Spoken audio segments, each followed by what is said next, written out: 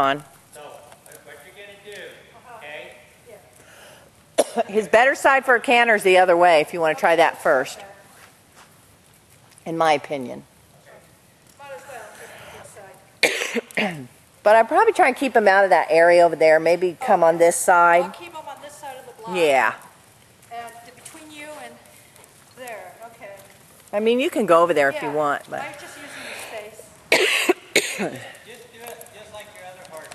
Follow him, just see what happens. All right. just kiss. Kiss means canter. Just use your outside leg. You're really good about keeping his body to the right direction. Put outside leg back, squeeze both legs, sit down. Just hit it good. All right. Pretty.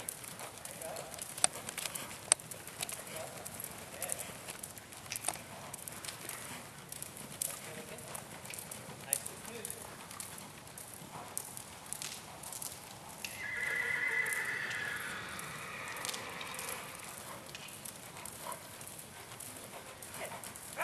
He looks pretty in the dressage. Looks real pretty. Good, they can't wait to see the video. Look at that. Yeah.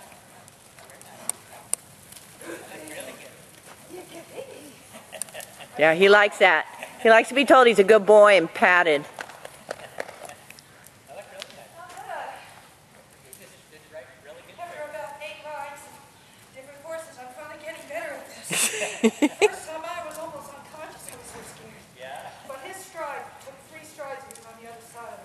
Oh, yeah. Whoa, here we go. That's not always so fun to have a horse that's, you know, a lot of horse. Can't wait to show this to Eileen. I canter.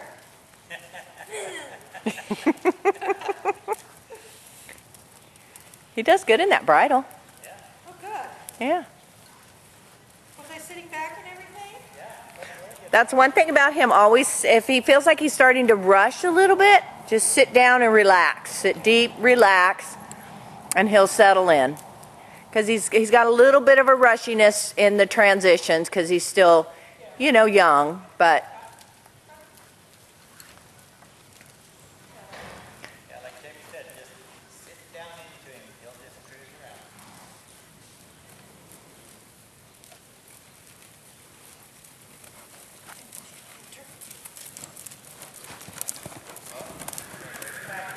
sit.